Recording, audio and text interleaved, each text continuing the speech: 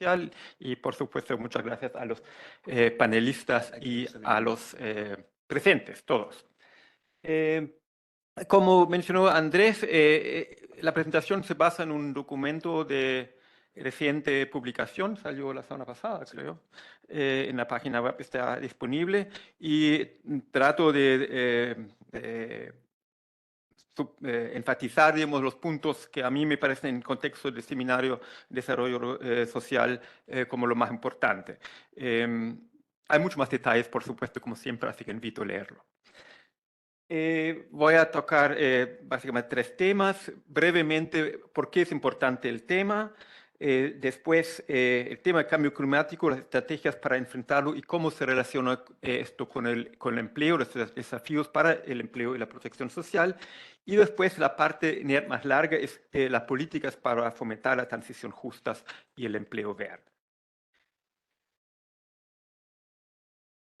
La relevancia del tema, quiero destacar 2 enfoques. Primero, cambio climático ha sido definido o subrayado, enfatizado por el secretario general de las Naciones Unidas como uno de los 4 males que golpea a la humanidad en la actualidad, además de los conflictos que, bueno, después de que él lo dijera, se profundizaron en muchas áreas del mundo, desigualdades y tecnologías fuera de control.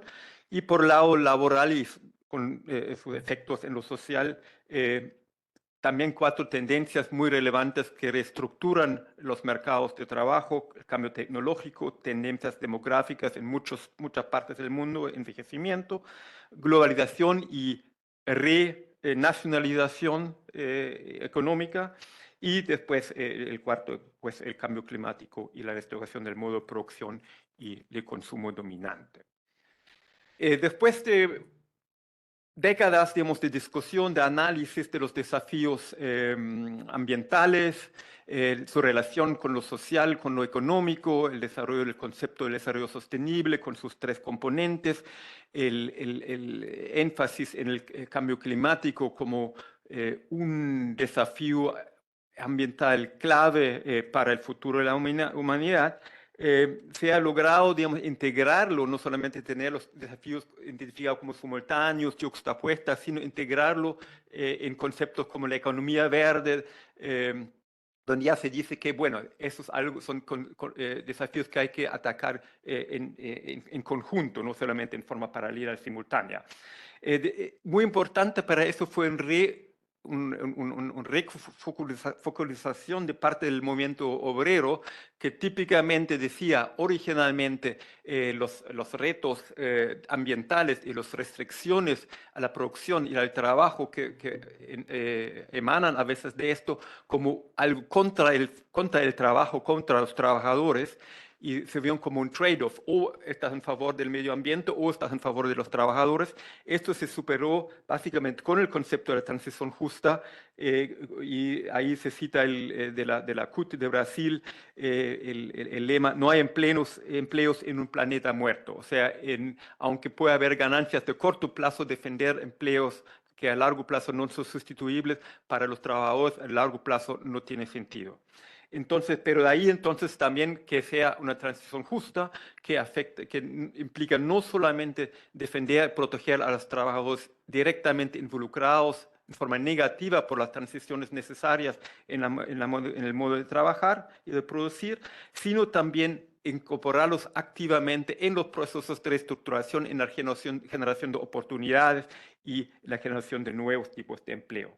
La OIT ha tomado este concepto también y lo ha integrado también con su enfoque clave, que es el trabajo decente, donde entonces la transición justa es parte integral de la política para el desarrollo sostenible, y el trabajo decente para todos en una sociedad inclusiva y una economía descarbonizada.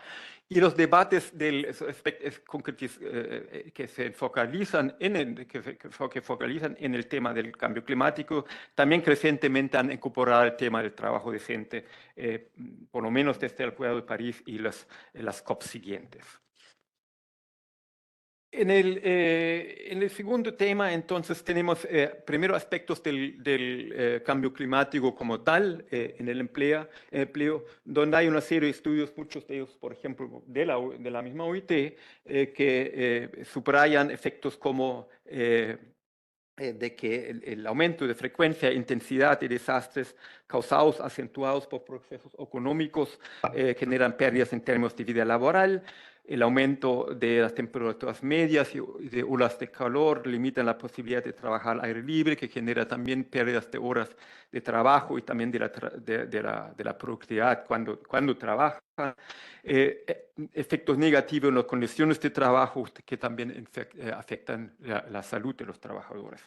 A nivel macroeconómico, eso impacta en indicadores claves como la productividad laboral, el crecimiento económico y con eso también la generación de empleo, no solamente en empleos directamente afectados por condiciones climáticas negativas o demandantes, sino más allá, en funcionamiento general de la economía. Y esto en un contexto en que el impacto es desigual tanto entre países, se ha identificado que el impacto es mayor en países de ingresos bajos y medios más que en países de ingresos altos. Dentro de países hay personas, hogares, comunidades, territorios vulnerables que son más afectados a veces por situaciones de territorialidad, pero también porque tienen escasez de recursos para enfrentar los desafíos correspondientes. Y con eso tiene efecto en pobreza, hay datos, estimaciones también cuánto afectaría la pobreza y las migraciones, tanto en los países como entre los países. La humanidad ha desarrollado una serie de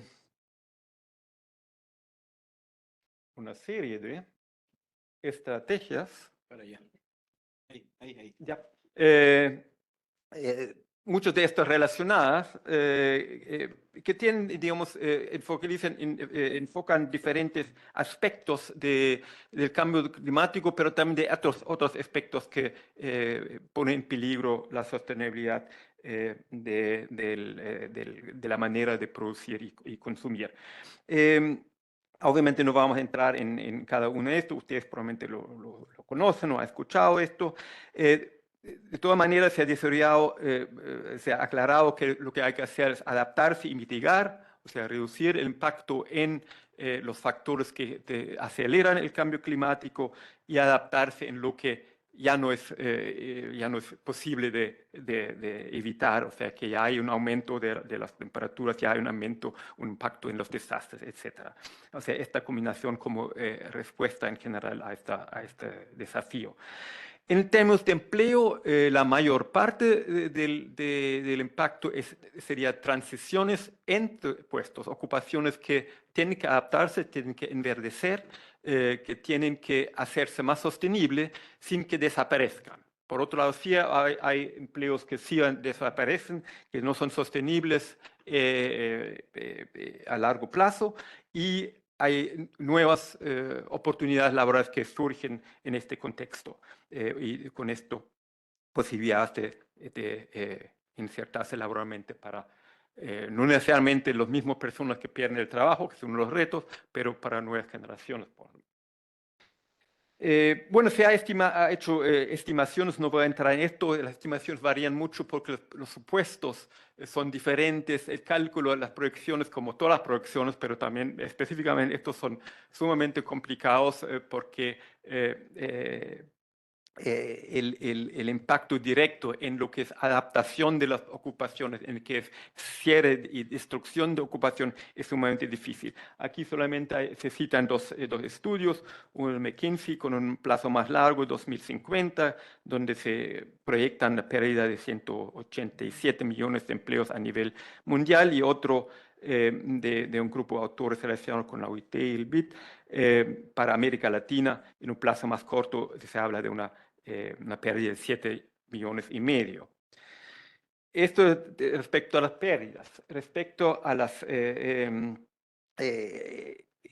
generación de empleos, obviamente el concepto clave es el empleo verde y tenemos nuevamente un problema, digamos, de entender qué exactamente es empleo verde. El primer paso son los empleos ambientales que contribuyen a preservar o restaurar el medio ambiente.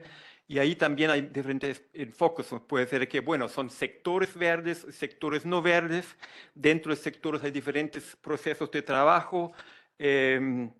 Y dentro del proceso de trabajo, en una ocupación hay diferentes tareas, de lo cual unas ciertas tareas pueden ser verdes en el sentido de la definición mencionada y otras no lo son o hasta pueden ser contraproductivas en este sentido.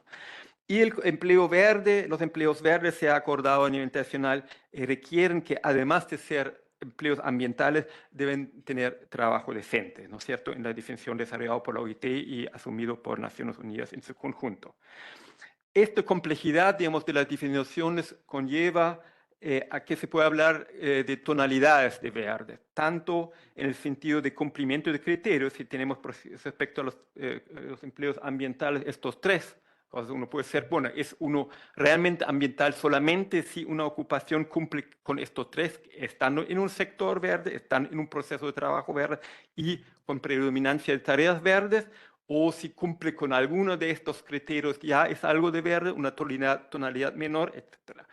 Esto es el cambio de criterio y después la transición hacia más verde en cada criterio. Entonces, por ejemplo, un sector transporte es más verde transporte colectivo que transporte individual, pero dentro del transporte colectivo obviamente es más verde usar energías renovables.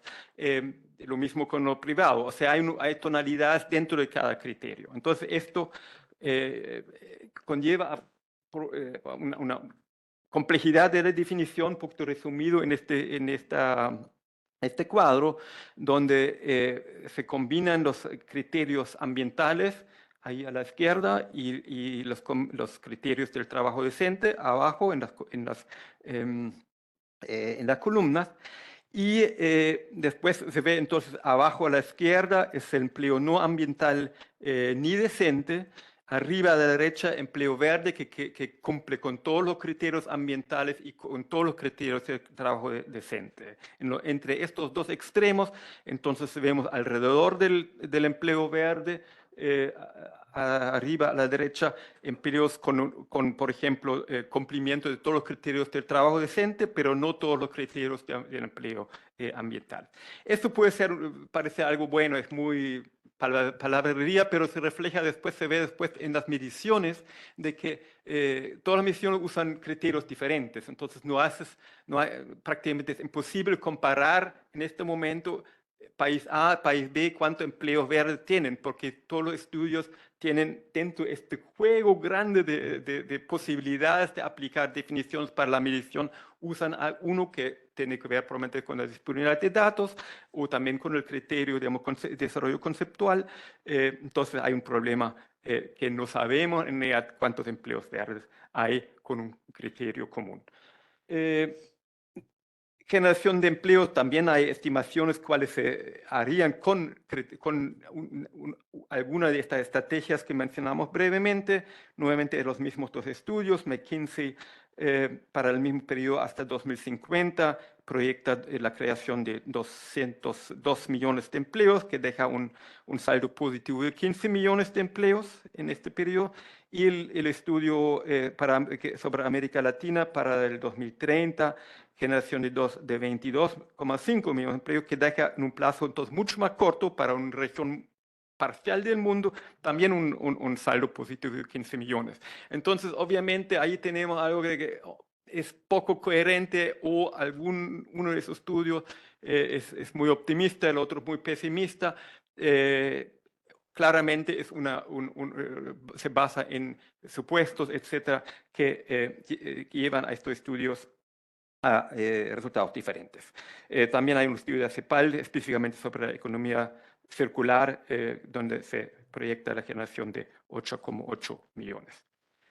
Y entonces, lo que mencioné, solamente para ilustrar la variedad de los resultados de estudios sobre el empleo verde o ambiental en la región, por ejemplo, en estudios sobre Argentina para 2015, hace 10 años ya, identificaron 25% de empleos ambientales y 15% de empleos verdes, o sea, 10% que son ambientales pero sin trabajo decente y 15% que cumplen con ambos criterios. En Chile, para el mismo año, se identificaron solamente 5.000 empleos, que obviamente en porcentaje es mínimo en comparación con los resultados para Argentina. Así que para ilustrar la complejidad, digamos, de cómo trabajar con los datos, cuando usted lee en algún momento en el estudio, en país X hay tantos empleos verdes, la luz roja al momento, qué es el criterio, cómo lo miden, cómo lo definen. Y hay un estudio entonces para América Latina que trata, digamos, de integrarlo con el mismo criterio, es 16 países, con definiciones, algunos serían cuestionables, pero frecuentemente las definiciones, la operacionalización se basa en la disponibilidad de los datos, y encuentran que 9% de los empleos en América Latina están en ocupaciones, sectores verdes, pero en ocupaciones, en la definición que ellos usan son ocupaciones ambientales, no integran el concepto de trabajo decente.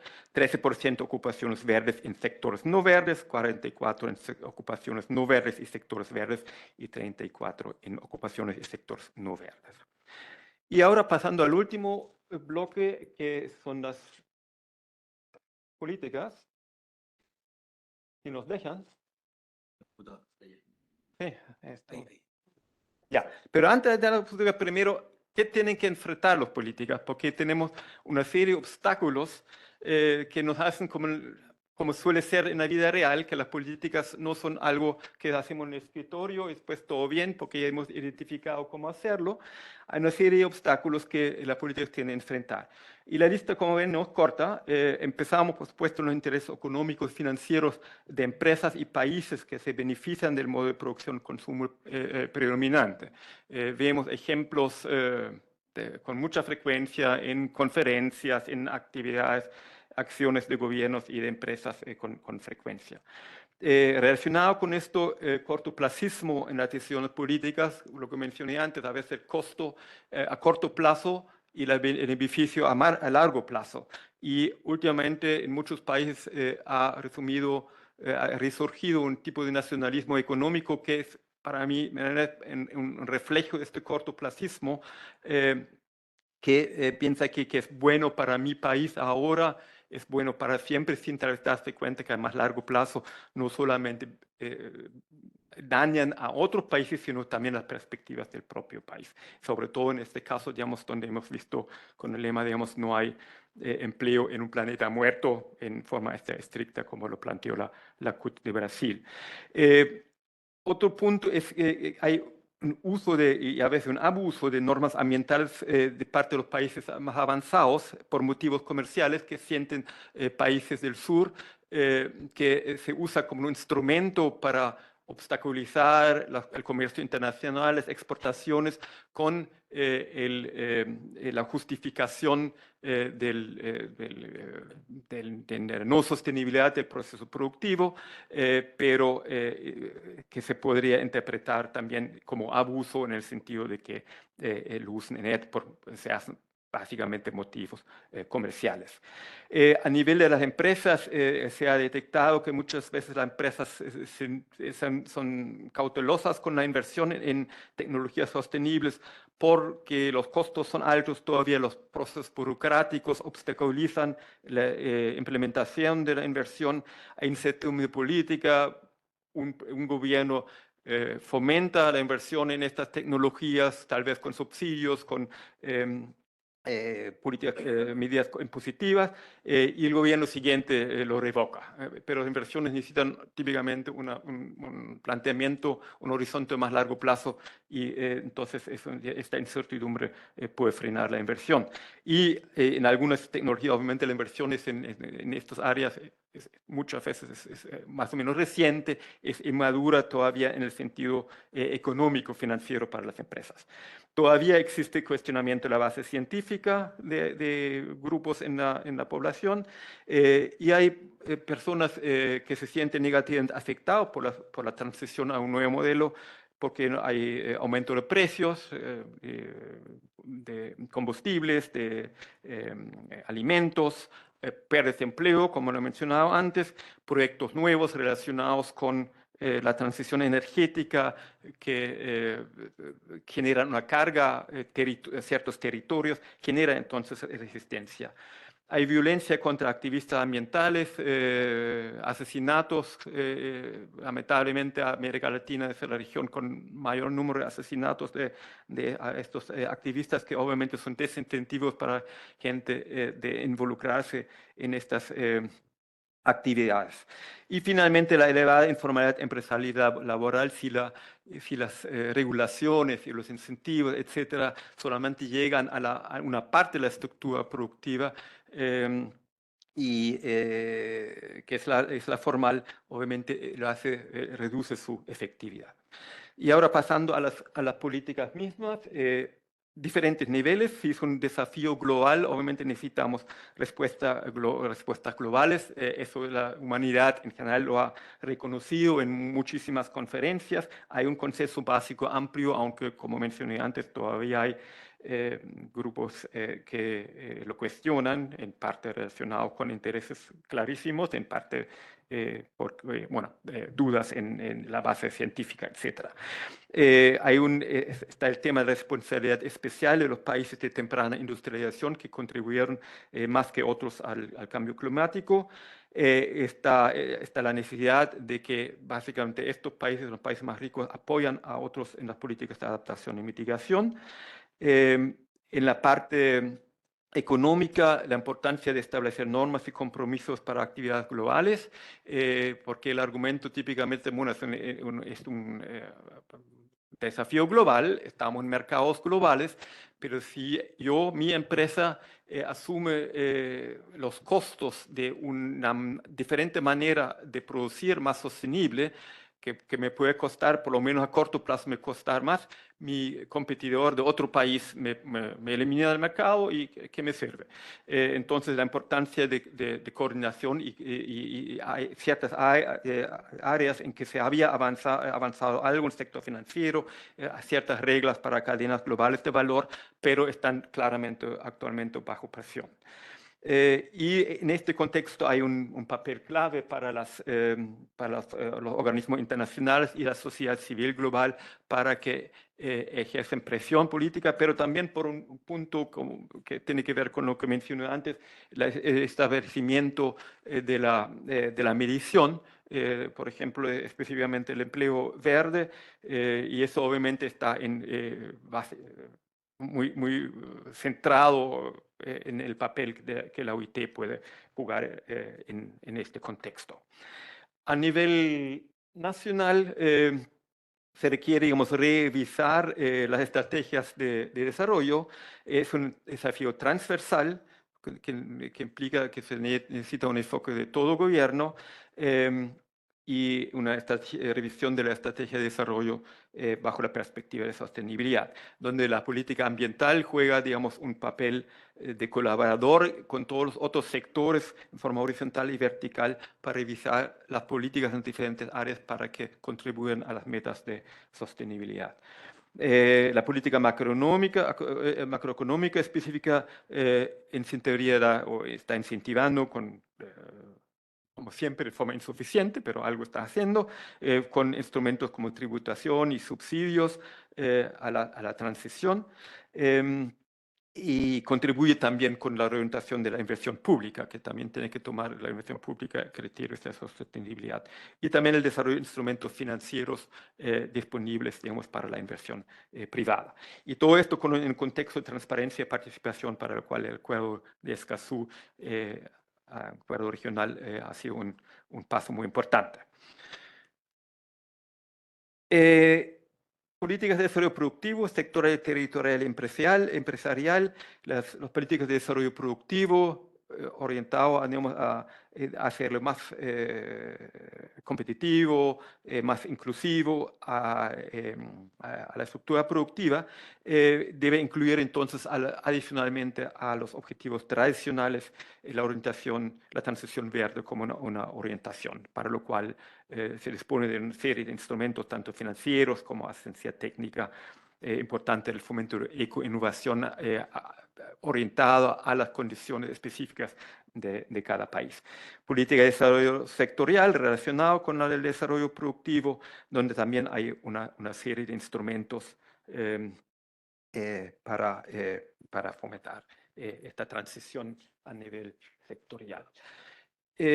Desarrollo territorial, tenemos la necesidad de revisar los planes de desarrollo regional.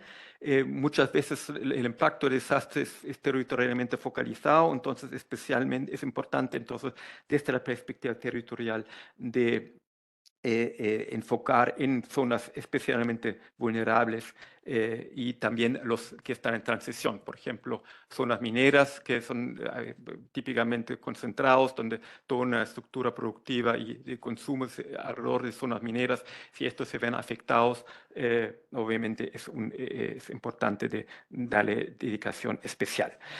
Políticas de desarrollo empresarial, sobre todo apoyo a las pymes, en términos de infraestructura, tecnología, organización del trabajo para ajustarse a los desafíos de la transición verde.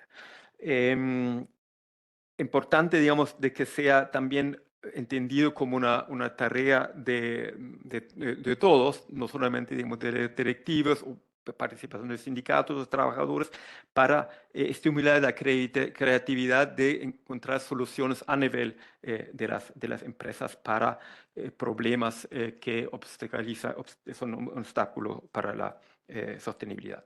Y ahí entonces hay un papel especial para las organizaciones gremiales y sindicales. Y en todas estas políticas es indispensable el diálogo y cooperación. O sea, nada de esto funciona solamente de un foco desde arriba para abajo, es indispensable integrar todos los actores relevantes a estos procesos. Y estamos, el último y gran tema de las políticas laborales y protección social, con el objetivo de apoyar a las personas, hogares y comunidades para que puedan enfrentar a través de la adaptación y mitigación, cambio climático y aprovechar las oportunidades que surgen en este contexto. O sea, tanto protección como aprovechar oportunidades. Fortalecer, eso implica activar, fortalecer recursos y articular las políticas laborales que sean con otras, entre otros, las ya mencionadas, que son básicamente dinamizar la demanda laboral, o sea, surgiendo nuevas oportunidades laborales con una demanda laboral reestructurada según la transición verde. Fortalecer la oferta laboral para que pueda responder a esas oportunidades con la necesidad, digamos, de articularla con las políticas laborales y sociales, con las políticas de educación y formación profesional y capacitación. Y finalmente hay la intermediación que juega un papel grande en estas reestructuraciones del mercado de trabajo, donde hay gente que pierde el trabajo, nuevas oportunidades surgen. Entonces es muy importante de apoyar desde la intermediación a estos procesos con intermediación, con información, con análisis de perspectiva, digamos, de las habilidades requeridas en el presente y en el futuro, y la información correspondiente. Ya. Entonces tenemos ahora dos grupos de trabajadores. Están los trabajadores formales, donde nuevamente tenemos tres grupos. Los que pierden el empleo, que mencioné, por ejemplo, en la minería de carbón que hay en varios países de la región, pero también obviamente en otros sectores. Una serie de políticas necesarias para compensar por la pérdida. No es su culpa que trabajan en un ambiente, digamos, no sostenible a largo plazo. Apoyarlos a pueden hacer la transición con diferentes instrumentos. Me están presionando el tiempo, por eso no voy a entrenar en cada punto. Pero obviamente también, sobre todo por razones de edad, hay personas que ya no pueden hacer la transición, entonces establecer esquemas por ejemplo, de jubilación anticipada subsidiada. Después de los trabajos que pierden el trabajo, están los que están en transición, que están en ocupaciones que requieren transición sin que desaparezcan. Y ahí entonces hay también una serie de actividades que se puede hacer, apoyar la adquisición de nuevas habilidades, muchas veces sin hacer grandes cursos, sino en el mismo puesto de trabajo. Hay que coordinar los actores, muchas veces creo, por ejemplo, arquitectos, ingenieros que estudiaron su materia hace 20 años no vieron mucho materia, temas de sostenibilidad y requieren, digamos, renovarse en ese sentido. Y hay un gran papel de los colegios profesionales, por ejemplo, que pueden ofrecer ayuda conjuntamente, obviamente, también con universidades, etc. Esto implica también enverdecer los marcos nacionales de cualificaciones y la capacitación de capacitados y otros. Y están las ocupaciones que emergen, los empleos verdes nuevos, emergentes, que son una oportunidad y hoy en día muchas veces son cuello de botella. Hay muchas inversiones donde finalmente se contrata a empresas de afuera porque adentro no hay habilidad, conocimiento a nivel tanto de las empresas como de los trabajadores. Entonces ahí es importante incentivar la orientación y el desarrollo del conocimiento a nivel nacional, desarrollar de las nuevas carreras universitarias y de formación profesional. Nuevamente, la importancia de desarrollar y mejorar los mecanismos de anticipación de demanda de habilidades con la transparencia correspondiente, porque muchos jóvenes, entre los jóvenes se nota, se topa con gente, interés en estos temas, trabaja en temas verdes, pero hay obviamente quien trabaja en temas verdes que también le ofrece un futuro profesional o de trabajo, entonces hay una responsabilidad institucional en ese sentido.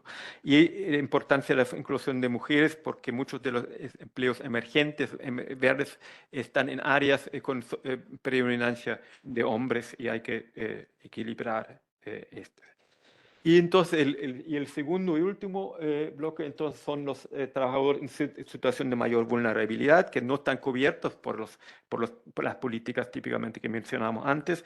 Vulnerabilidad que es resultado de la exposición, sensibilidad de eventos relacionados con el cambio climático, en eventos de crisis, de desastre, y que tienen y este tiene que ver la vulnerabilidad también con la capacidad de cómo pueden enfrentarlo, adaptarse y aprovechar también las oportunidades que surgen en este contexto.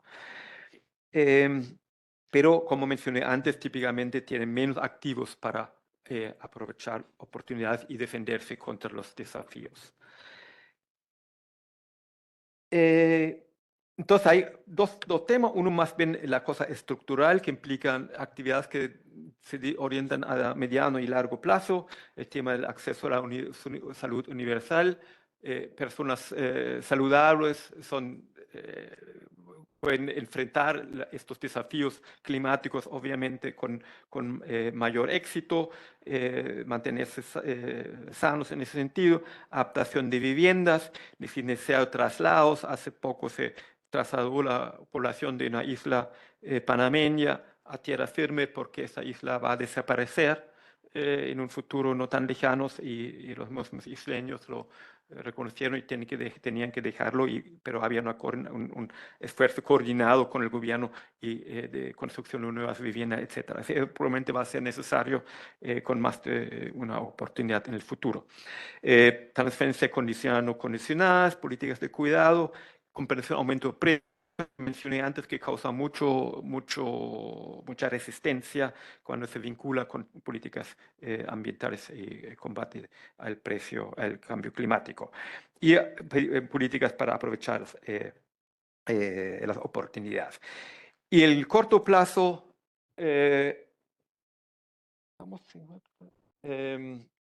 sí, prevención de los desastres, tomar medidas, invertir en infraestructura que implican que los desastres tienen menos impacto, catastro de las personas, por ejemplo, en territorios de alto riesgo y el desarrollo de instrumentos para prepararlos para el caso de desastre. Para que rápidamente se pueda responder. Y después de un desastre, los instrumentos de recuperación, tanto en alimentación, salud y vivienda, temas de empleo, ingresos y a más largo plazo recuperación y fortalecimiento de la capacidad productiva. Ya, el último, la verdad, el cierre. Bueno, es una situación compleja esto. Sabemos todo el reto, el desafío para todos. Hay certidumbre sobre los procesos que causan el cambio climático, con la excepción de algunas personas que no lo creen. Hay incertidumbre sobre la evolución exacta, los famosos tipping point. No se sabe qué exactamente va a pasar y con qué fuerza. Pero no tenemos certidumbre sobre qué hacer, que es una política de mitigación y adaptación. Entonces ahí el camino está realmente claro. Y ahí tenemos la respuesta con la transición justa que considera los tres elementos del desarrollo sostenible. Y la transición justa tiene potencial de orientar el desarrollo en esta dirección de la triple sostenibilidad. Y aquí hablamos de lo económico, laboral y lo social. Y el empleo verde tiene ahí un papel clave con las diferentes tonalidades y los retos que hemos discutido de cómo definirlo y cómo avanzar en esto. Pero estamos lamentablemente en una situación donde la sociedad social y específicamente la política, con implicaciones para la sostenibilidad política, que no es parte del desarrollo sostenible, pero es clave para que se hagan estas políticas, está en riesgo, ¿no es cierto? Hay la importancia por eso del manejo de los costos que están ahí claramente, aunque pues, a largo plazo los costos son mayores si no se hace nada, eso es cierto, pero hay costos y estamos en un contexto global no muy beneficioso, lamentable en este momento, si lo pensamos en comparación con unos años atrás, donde el consenso y la fuerza, digamos, para trabajar en este sentido era más fuerte que ahora, que hay más cuestionamientos. Muchas gracias, disculpen el- Muchas gracias, Jürgen. Muchas gracias por tu muy importante presentación. Sin más, le voy a dejar la palabra primero a María Claudia Camacho, que está online. María Claudia, ¿nos escuchas? Sí, perfectamente. Muchas gracias. Muchas gracias, María Claudia, por estar acá. Espera que están a mostrar.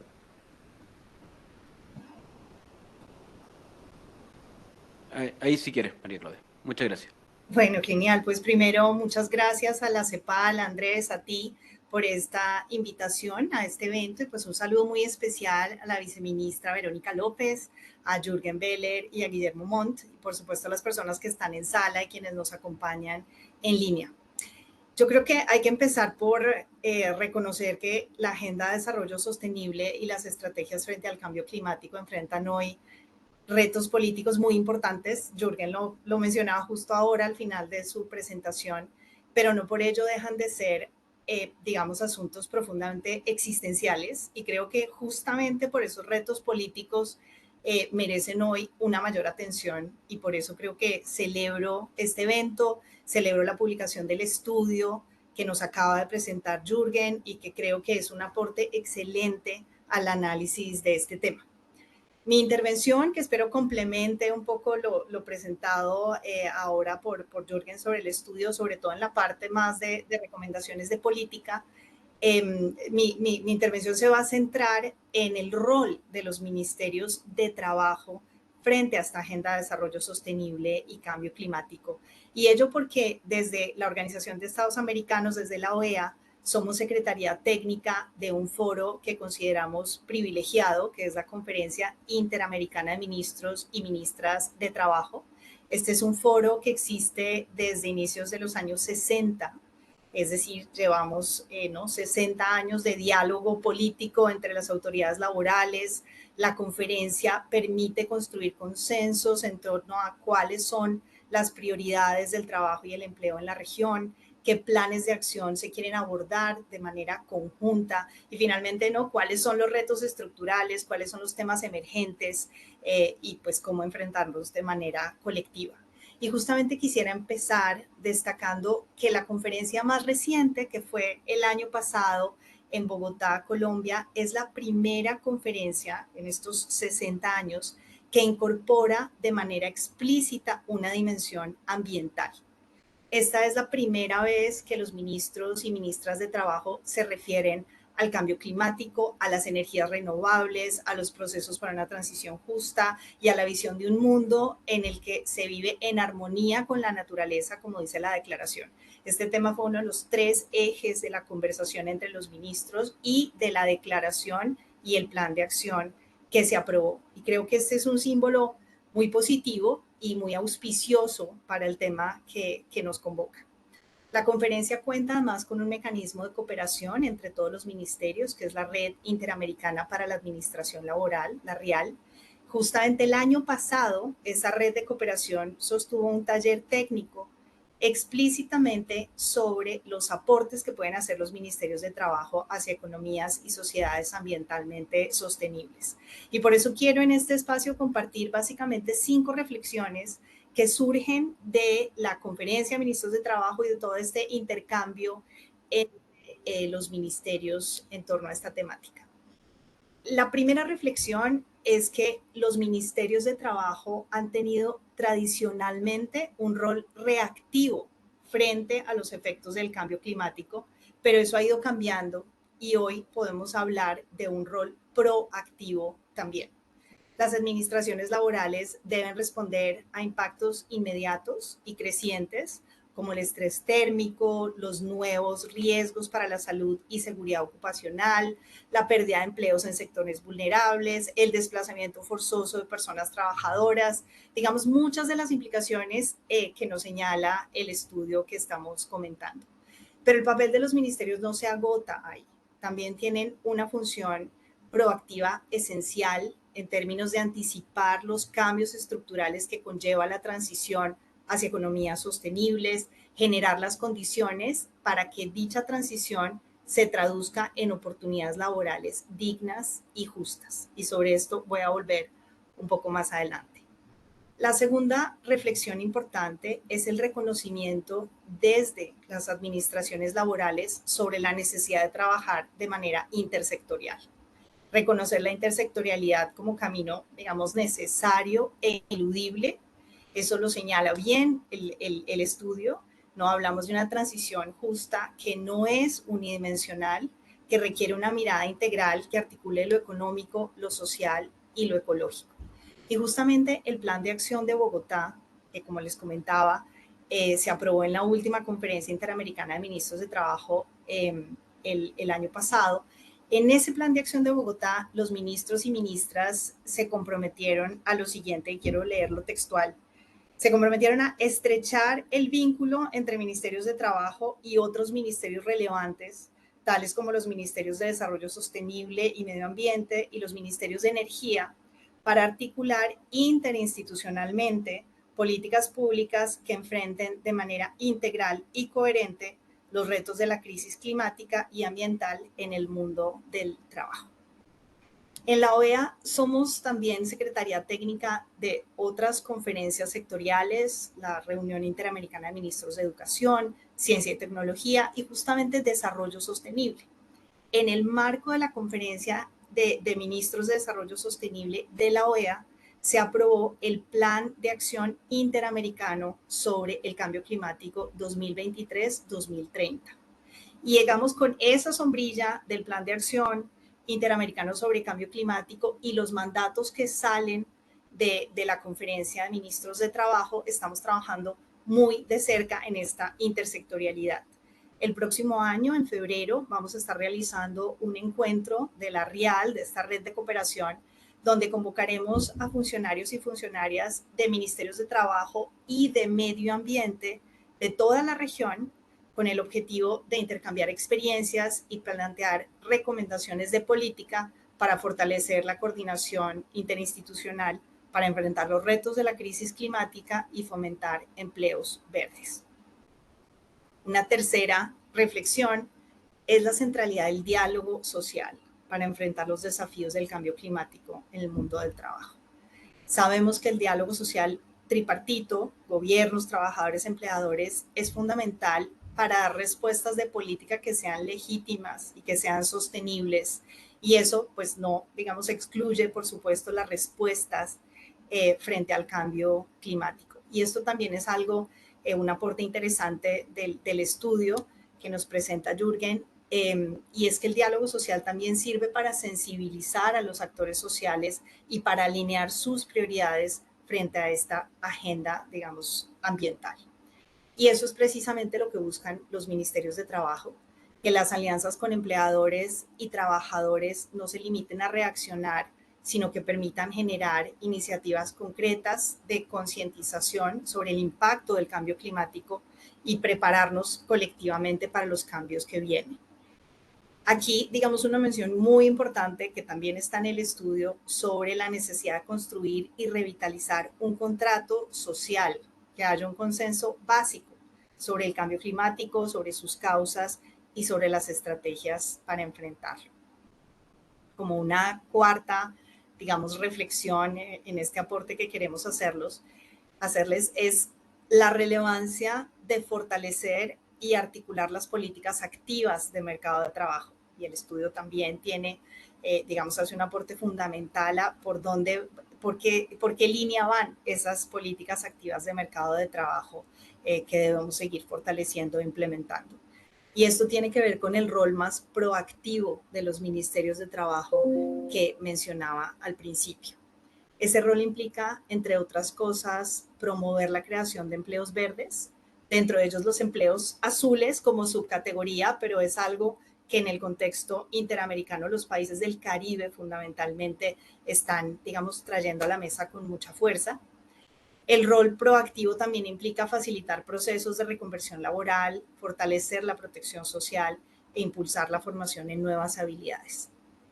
Y en el seno de la OEA, lo que nuestros gobiernos han mencionado, digamos, como estrategias muy particulares y de manera, creemos, muy, digamos, muy contundente, son, digamos, las siguientes tres o cuatro que queríamos mencionarles y, por supuesto, muy consistentes con el estudio. El primero es fortalecer la formación para el trabajo y orientar esa formación al desarrollo de habilidades pertinentes para el mundo del trabajo hoy, y eso incluye las habilidades verdes. Aquí hay un trabajo muy importante de articulación con el sector educación.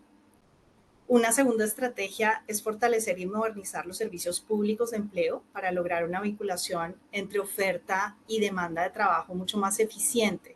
Sabemos que estos servicios van a tener una mayor presión ante los procesos de transición justa y ante la necesidad de reubicar trabajadores y fomentar la inclusión laboral.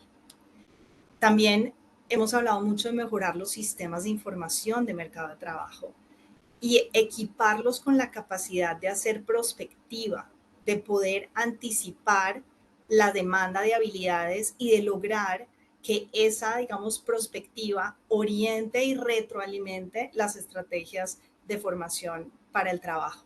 Digamos que no se trata solo de responder a una crisis, sino de anticiparse y preparar a las personas trabajadoras para liderar un cambio que ya está en marcha. Y por supuesto, otra estrategia fundamental es fortalecer el acceso y la cobertura de la protección social, sobre lo cual el estudio nos trae varias reflexiones importantes. Una quinta y la última reflexión, según anticipé, es que la transición justa debe poner en el centro a las personas en condición de mayor vulnerabilidad. Sabemos que sectores como la agricultura o la construcción ya están sufriendo directamente los efectos del cambio climático, con impactos en la salud y seguridad de sus trabajadores, muchos de ellos personas mayores en situación de pobreza, y sobre esto podemos hablar, digamos, de diferentes grupos poblacionales que están de alguna manera más expuestos. A esto también se suman las disparidades de género presentes en el mundo del trabajo y que pueden aumentarse en esta agenda de descarbonización, de camino hacia energías renovables, de respuesta al cambio climático. Para terminar, quisiera simplemente desde la OEA reiterar nuestro compromiso para seguir trabajando con los gobiernos de la región, con los actores sociales y con nuestros aliados de los organismos internacionales, donde destacamos a la CEPAL y a la OIT, seguir trabajando para ir más allá de las estrategias de mitigación de impactos del cambio climático sobre el empleo y liderar procesos de transformación que generen más y mejores oportunidades y que permitan construir un futuro más sostenible y más justo para nuestra región. Y les agradezco mucho su atención.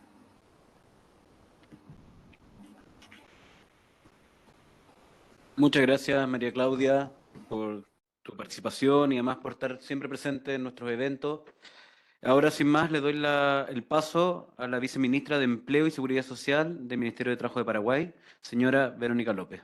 Muchas gracias. Bueno, muy buenas tardes a todos. En primer lugar, agradecer a la CEPAL por esta invitación, a Alberto, a Andrés, a todo el equipo que está amablemente el día de hoy. Felicitar a Jürgen por el material que ha preparado. Y bueno, nosotros hicimos una reflexión en la cual mencionamos 3 aspectos que nos parecen relevantes del trabajo que se presentó hoy.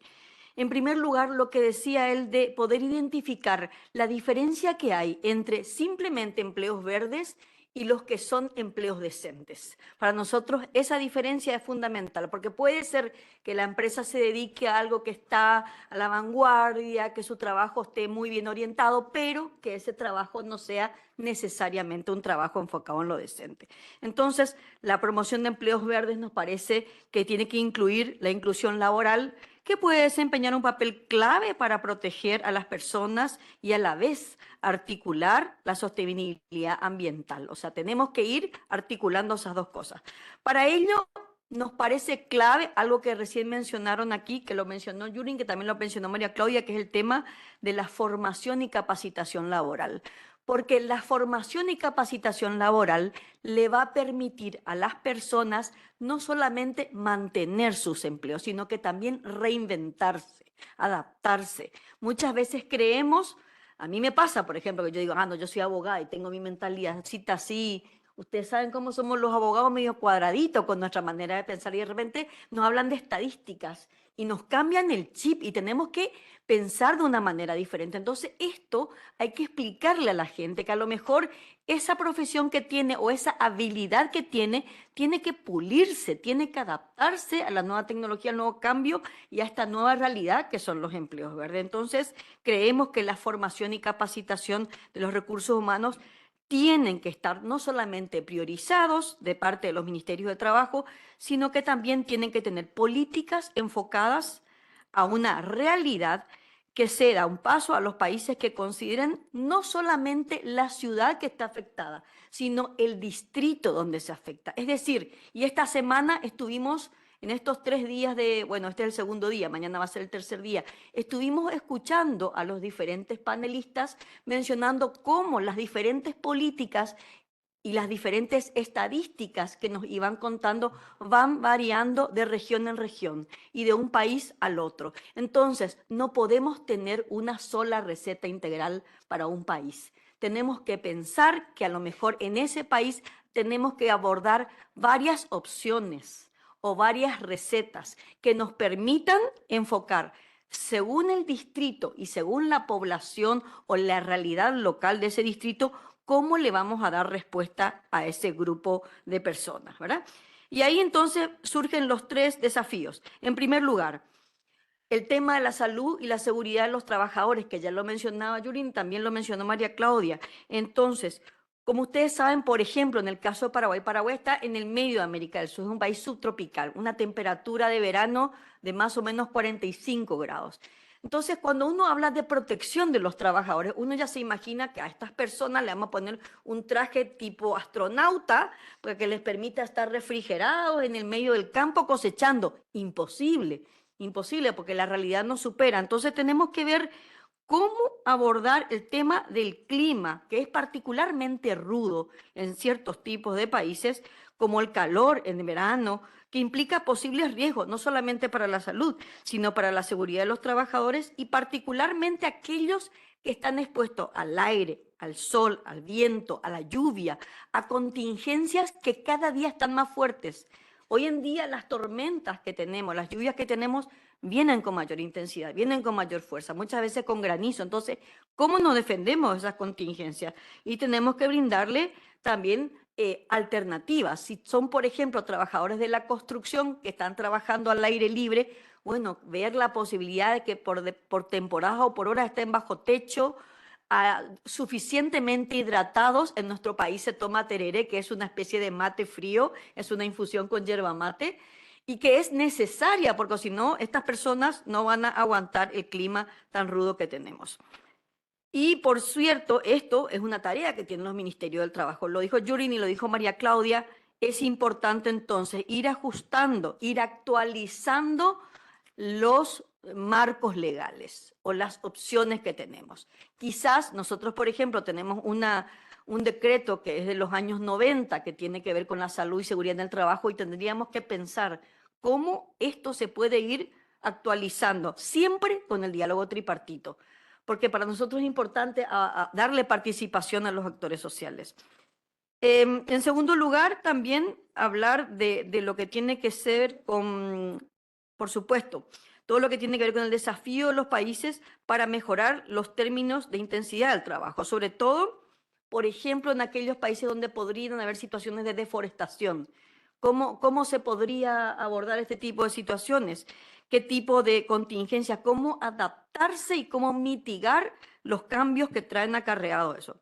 Y finalmente, todo lo que tiene que ver con la posible pérdida de empleos, que habíamos mencionado al comienzo, pensamos que tiene mucha relación con lo que es formación y capacitación laboral.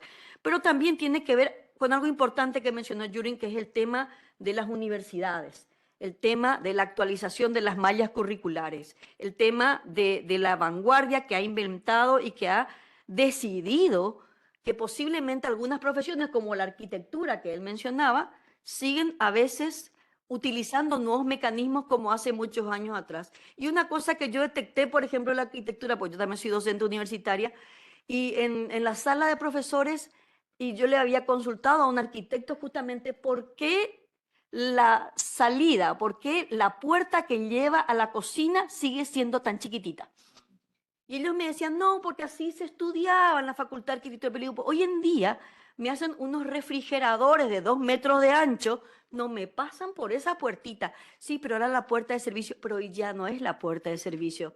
Hoy en día entra la ama de casa, entran los chicos, entramos todos por esa puerta y tienen que entrar unos electrodomésticos que son gigantescos. Entonces, hay que ver cómo esto va a ir actualizándose. Lo mencionaba él, el tema de las universidades, el tema de los institutos de formación y capacitación. Para nosotros tienen que revisar sus mallas, ver, por supuesto, todo lo que tiene que ver con las pérdidas por sequía, las pérdidas por lluvias intensas, todo lo que tiene que ver con el cambio climático y cómo el cambio climático impacta en el mundo del trabajo.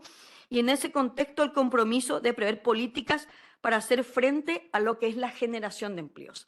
Pueden ser empleos nuevos, pueden ser empleos transformados o pueden ser empleos que vayan pintados en otra tonalidad. Ya lo decía yo, en la tonalidad de verdes. Yo ya me estaba imaginando cuando él hablaba verde limón, verde olivo, verde menta, ¿sí? Verde musgo. Entonces sí, hay que pensar que no todos los verdes son iguales, pero que tienen una armonía con la naturaleza, tienen una armonía con este espíritu que todos queremos, que es que el mundo siga siendo sustentable. Bueno, y por supuesto, quiero terminar mencionando que es importante hablar de cómo llegamos al ODS 8, que es la meta que todos tenemos, el ODS 8 que tiene que ver con trabajo decente y crecimiento económico, y ahí nuevamente este objetivo tiene que tener participación de todos. Y acá, además del tripartismo, algo que se mencionó en estos días acá en CEPAL fue la participación de las diferentes comunidades.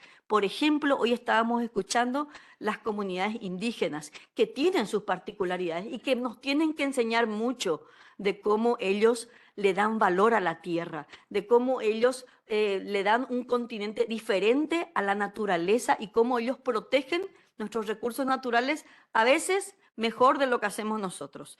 Y por supuesto, todo lo que tiene que ver con actualización a veces de la normativa, a veces actualización de una ley, algún decreto, pero también actualización de las políticas. Y no hablo solamente de las políticas de Estado, hablo de la política empresarial, de la política sindical y también de la política social, que a veces estas ONG o estos otros continentes que muchas veces, decía Jürgen en su exposición, a veces son perseguidos, a veces incluso son lugares donde las personas están siendo, digamos, teniendo algún tipo de daño. Bueno, invitarles a que no solamente critiquen, sino que den su aporte, den sus ideas, que enriquezcan el debate, que participen de una manera activa, de una manera, digamos, que sea más vinculada y que por supuesto contribuya, porque finalmente todos vivimos en este planeta. Lo que decía la CUT de Brasil y que lo mencionaba Yuren es muy cierto, no hay empleos en un planeta muerto, entonces tenemos que considerar que esta es una realidad para todos y que todos vivimos en este mundo y que tenemos que tratar de contribuir. Muchas gracias. Muchas gracias, viceministra, por sus palabras, por sus reflexiones. Y le damos ahora la palabra a Guillermo Montt, que es especialista en protección social para el Cono Sur de la OIT. Muchas gracias, Guillermo, por tu presencia. Gracias, gracias Andrés, y gracias a todos y también a CEPAL por darle prioridad a este tema.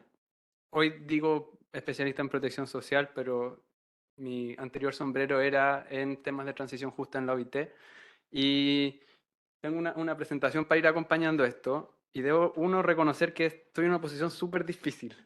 Es súper, o sea, fácil y difícil. Fácil porque estoy de acuerdo con todo, entonces, bien, es un comentario fácil en ese sentido, pero difícil porque cómo entro, por el tiempo y por cómo entro aportando algo en una conversación que ya ha sido muy rica, por lo que ya mencionó María Claudia, Verónica y por supuesto Jürgen.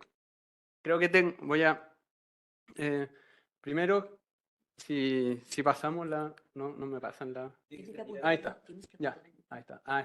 Listo. Uno, creo que tenemos que reconocer que hemos avanzado muchísimo en posicionar el tema y el rol de los ministerios del trabajo en permitir y el rol que juegan en avanzar una transición justa. Y ahí creo que vale la pena recordar de dónde viene el concepto de transición justa. Nace en los años 70 desde el mundo sindical. Son los mismos actores sindicales del sector petroquímico en Estados Unidos, y ahí hay un líder sindical, Tony Mazzocchi, que es el que posiciona el tema, viendo que frente a la crisis medioambiental que generaba la industria petroquímica, había un esfuerzo concertado del gobierno de generar estos super funds para la reconversión medioambiental.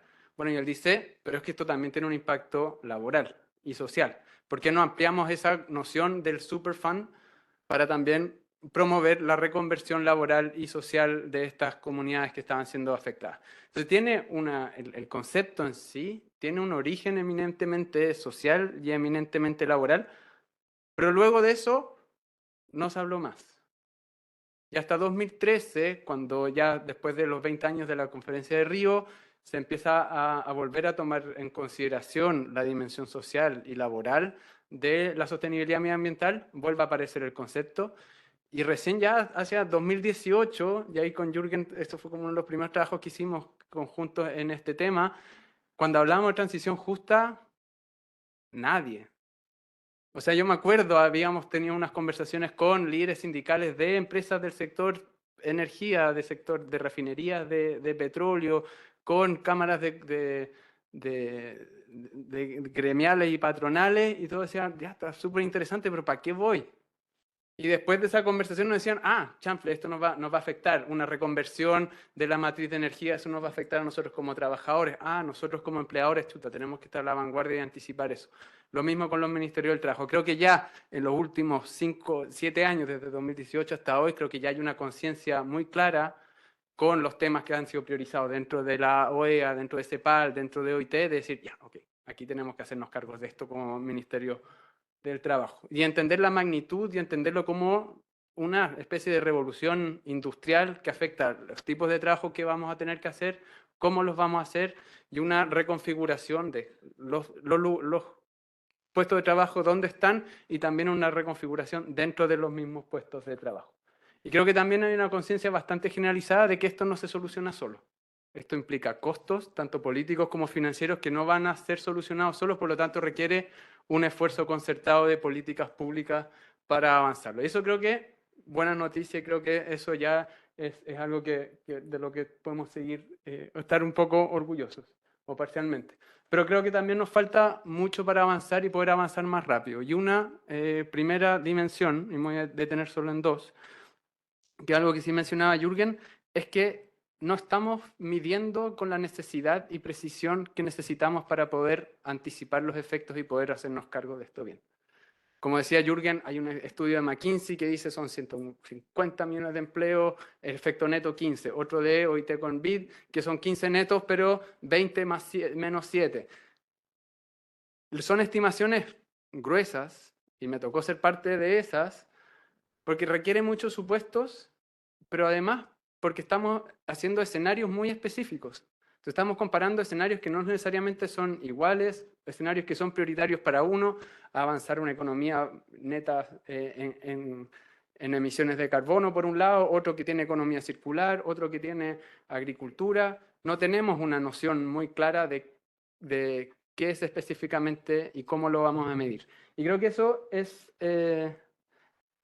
súper importante porque los efectos son locales y las decisiones tienen que ser locales. Cuando cierra una termoeléctrica, el efecto es en una comunidad y en una región específica. Entonces, estas estimaciones gruesas de lo que va a ocurrir en Latinoamérica, bien, nos sirve mucho para posicionar el tema, pero en la práctica, ¿qué hacemos con qué hacemos con ese número, 15 millones? En algunos sentidos puede decir, bueno, no es un tema tan importante, son 15 millones de 400. Entonces, le resto prioridad. Y me voy a detener sobre eso después. Y creo que también en efectos de medición hemos avanzado como para posicionar el tema, etcétera, pero no viendo la amplitud de efectos que sí deberíamos estar considerando. El efecto en productividad. Listo. Hemos avanzado en el efecto del estrés térmico en productividad y el número de días potencialmente perdidos. Bien, súper bien. Pero hay otros efectos por inundaciones, por sequía, que no tenemos muy claro cómo va a impactar el mundo del trabajo y por lo tanto no sabemos qué medidas tenemos que adoptar. Y aquí el contraste con salud creo que es fundamental. En salud ya tenemos una noción súper clara de cómo el cambio climático va a afectar los vectores de transmisión del dengue, del hecho que ya en Chile, por ejemplo, vamos a tener dengue, que es una enfermedad que no existía y que ni considerábamos, pero ya se están implementando los protocolos para que un servicio de salud de una ciudad del sur identifique y sea capaz de diagnosticar un paciente que llega con dengue que lo recibió en el norte, donde ya es posible ser infectado. En empleo estamos lejísimos de tener ese nivel de precisión y ese nivel de capacidad anticipatoria para ir preparando los efectos que esto tiene, que el cambio climático tiene sobre el mundo del trabajo y avanzar las medidas proactivas que mencionaba María Claudia. Sabemos el paquete que tenemos, pero todavía no el paquete de herramientas que tenemos, pero no sabemos la precisión de dónde tenemos que implementarlo.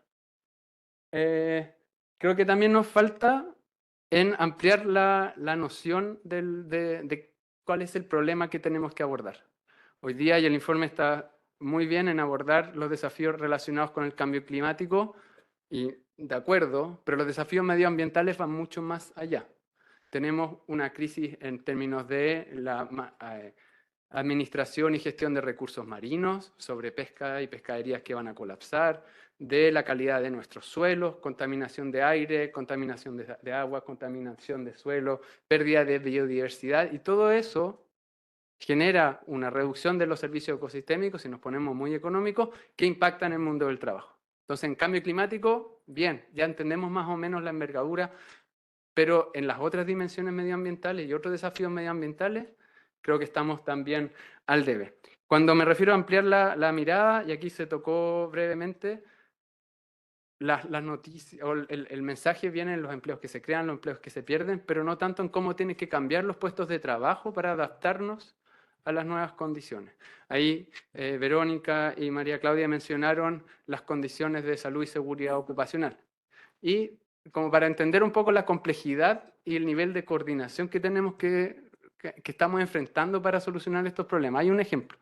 Aumentan las temperaturas, hay días que son demasiado calurosos y ponen en riesgo a nuestros trabajadores de la construcción que trabajan al aire libre y pueden enfrentar estrés térmico. ¿Estamos todos de acuerdo con eso? Ok, ¿qué hacemos? Vale, cambiemos los horarios de trabajo.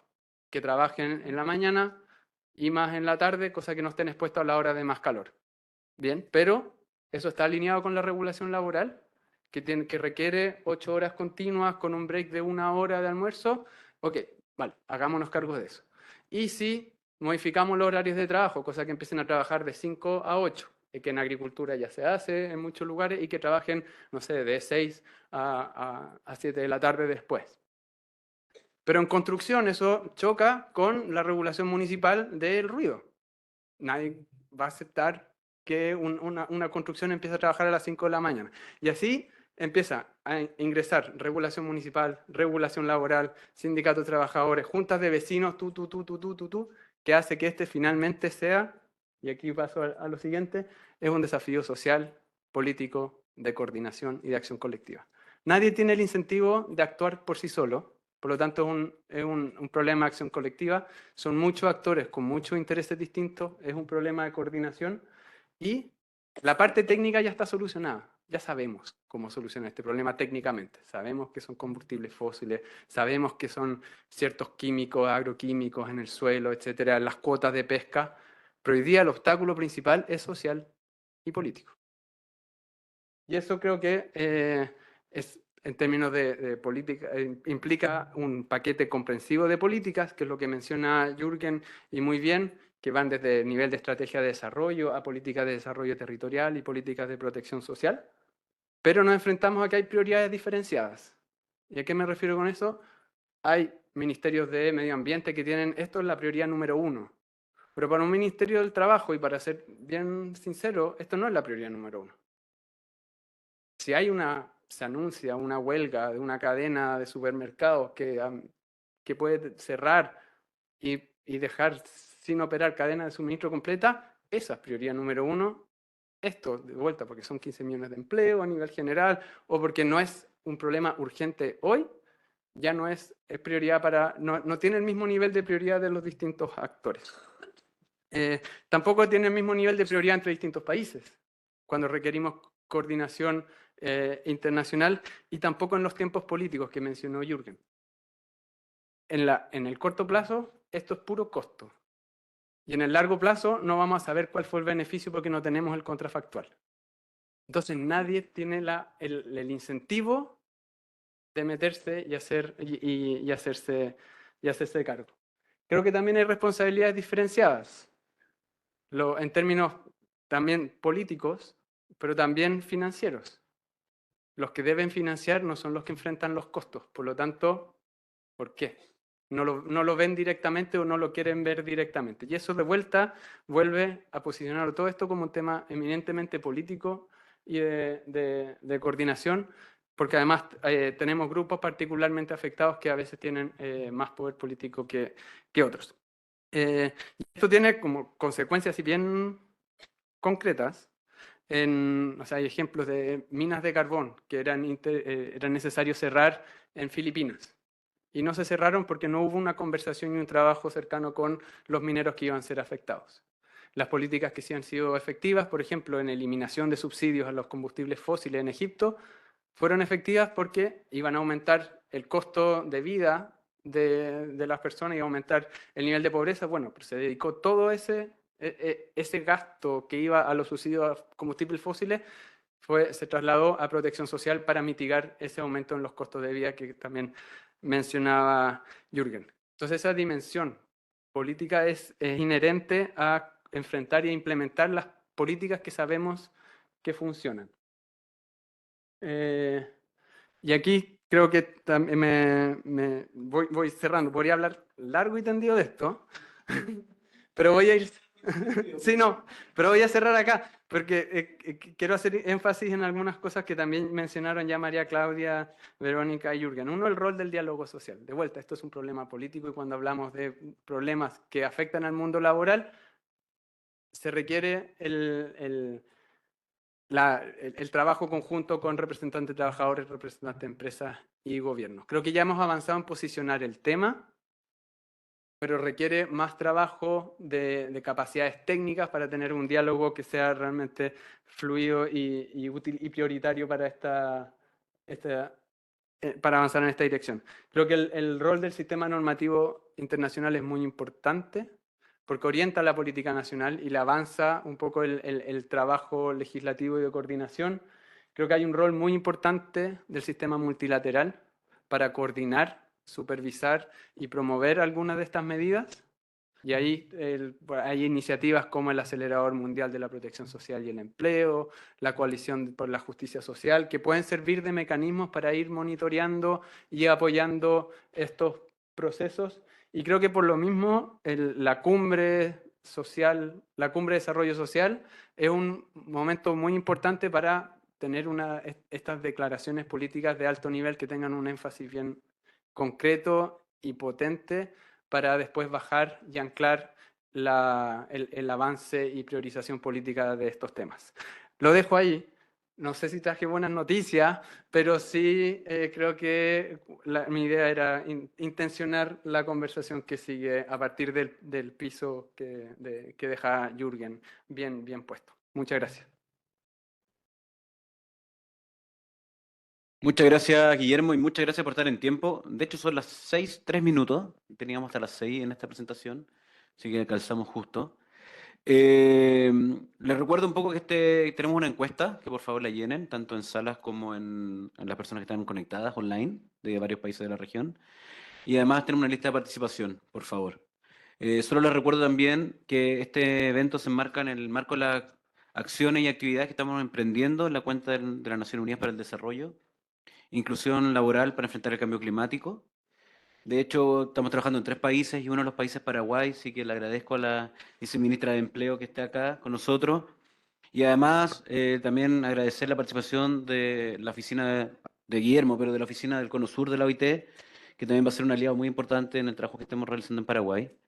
Y ciertamente a María Claudia por colaborar y por participar en este minuto. Yo sé que está en sus vacaciones, así que también agradecerle y agradecerle que esté conectada.